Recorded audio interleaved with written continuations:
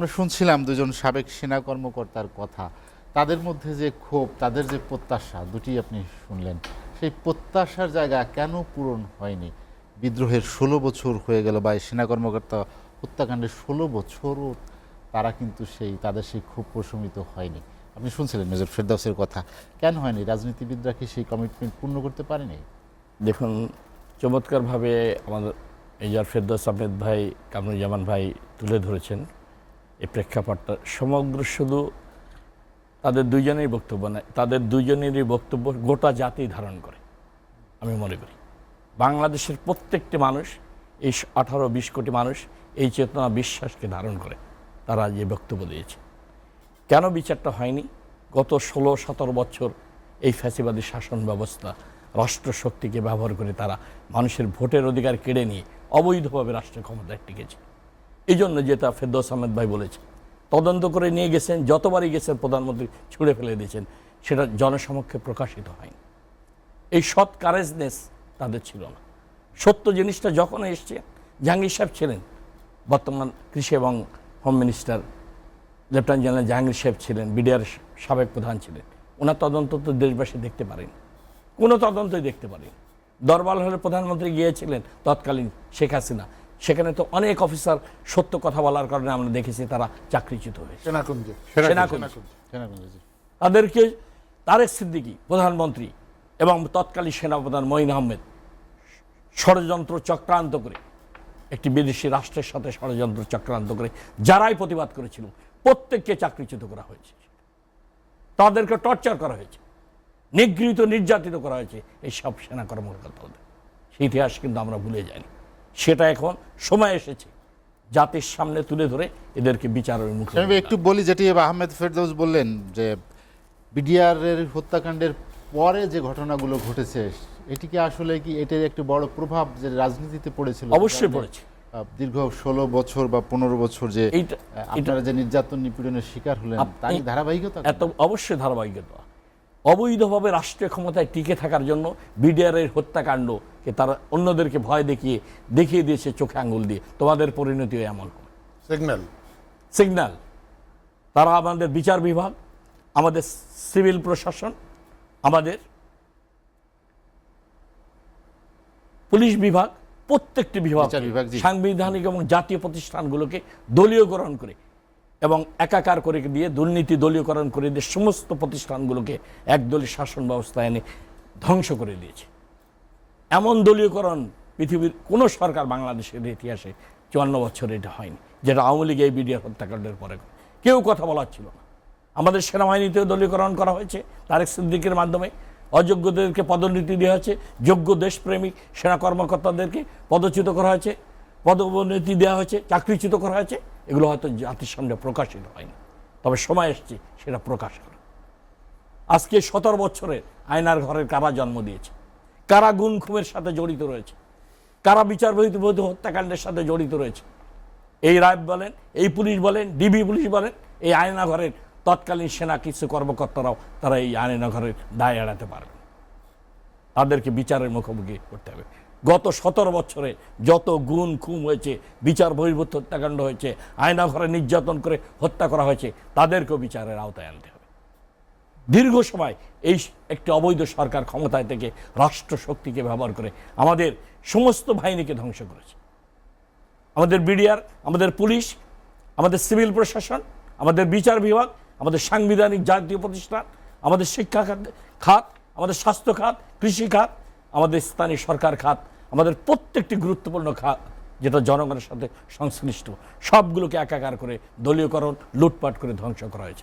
এখন তো সময় এসেছে, অভ্যুত্থানের পরবর্তী সময়ে, এই সময়ে তো এই সব অনিয়ম দুর্নীতি যাই হোক সবগুলোরই তো বিচার যেমন হওয়া উচিত, তেমনি আর সেই পথে আমরা ফিরে না যাই সেজন্য প্রচেষ্টা চালানো উচিত। অবশ্যই রাজনৈতিক দল হিসেবে আপনার দল কি মনে করে যে সেটি আসলে প্রক্রিয়াটা সম্পন্ন করে একটি পরিশুদ্ধ জায়গায় গিয়েই আমাদের দেশে ভোট হওয়া উচিত?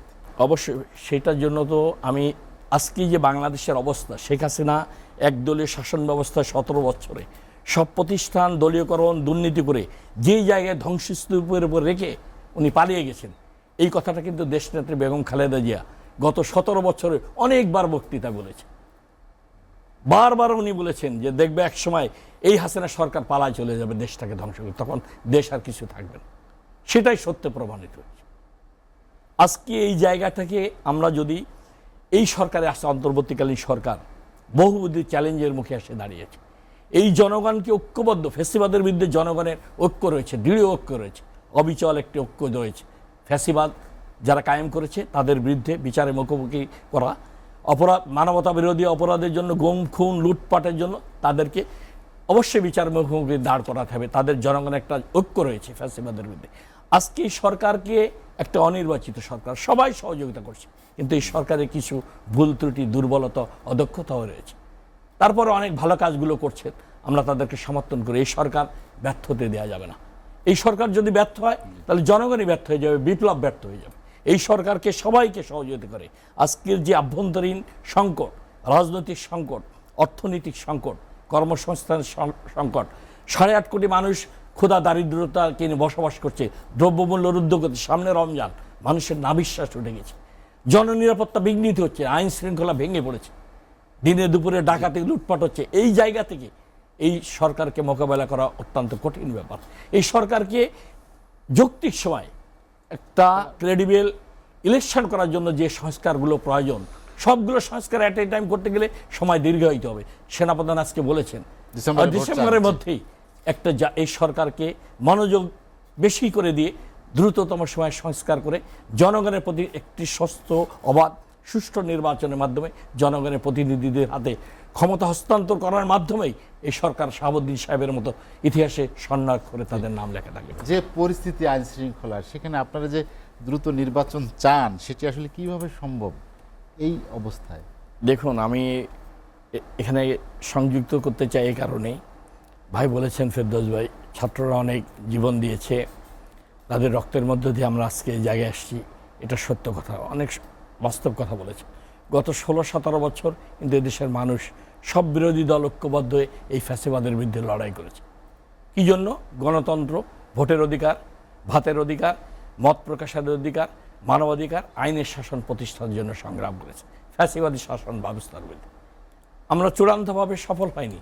একটা পর্যায়ে ছাত্ররা এসে একটি ক্ষেত্র তৈরি হয়েছে, সমস্ত বিরোধী দলের আন্দোলনের ক্ষেত্র তৈরি হওয়ার প্রেক্ষাপটে সব রাজনৈতিক দল ছাত্রদের আন্দোলনকে সমর্থন দিয়েছে রাজপথে, শেষে 14-15 দিন। তারপরে কিন্তু এই ফ্যাসিবাদের পতন হয়েছে, এটা কিন্তু ভুলে গেলে চলবে না। 17 বছরে বিরোধী রাজনৈতিক দলের হাজার হাজার নেতাকর্মীকে হত্যা করা হয়েছে, গুম করা হয়েছে, জেলে নেওয়া হয়েছে, নির্যাতন করা হয়েছে। 60 লক্ষ নেতাকর্মীকে মামলা দিয়ে নির্যাতন করা হয়েছে বিএনপির। তাদের সীমাহীন আত্মত্যাগ রয়েছে এই ফ্যাসিবাদের বিরুদ্ধে লড়াই সংগ্রাম, এটা আমাদের স্মরণে রাখতে হবে। আবু সাইদরা, মুগ্ধরা, এরা জীবন দিয়ে, ছাত্ররা 1,500 ছাত্র জীবন দিয়ে এই ফ্যাসিবাদের পতন ঘটিয়েছে। হাজার হাজার ছাত্ররা, জনতা পঙ্গু হয়ে গেছে। তাদেরকে আমাদেরকে পুনর্বাসন করতে হবে এবং আমাদেরকে শহীদ পরিবারকে যথাযোগ্য মর্যাদায় পুনর্বাসন করে শিক্ষার্থীদের দাবি আমাদেরকে পূরণ করতে হবে। কিন্তু এই অন্তর্বর্তীকালীন সরকারকে অবশ্যই নিরপেক্ষ থেকে, তারা আজকে একজন উপদেষ্টা পদত্যাগ করেছে, তারা রাজনৈতিক দল গঠন করবেন, আমরা স্বাগত জানাই। নতুন রাজনৈতিক দল আসতেই পারে, তাদের কর্মসূচির লক্ষ্য নিয়ে জনগণের সামনে দাঁড়াবে।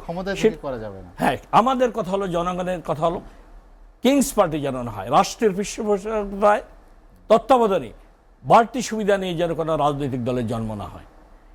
এবং সেখানে এই ডক্টর মোহাম্মদ ইউনূস সরকারকে অবশ্যই নিরপেক্ষ থেকে দেশের জন্য, দলের মানুষের কল্যাণে সব রাজনৈতিক দলকে সমান সুযোগ দিয়ে একটি সুষ্ঠু ক্রেডিবল ইলেকশন দেশ এবং জাতিকে রক্ষা করার জন্য, গণতান্ত্রিক প্রতিষ্ঠানকে রক্ষা করার জন্য, এক সেকেন্ড কিছু বলতে পারবো, গণতান্ত্রিক শাসন ব্যবস্থাকে পুনর্বর্তন করার জন্য আজকে একটি নির্বাচন কিন্তু অপরিহার্য হয়ে দাঁড়িয়েছে।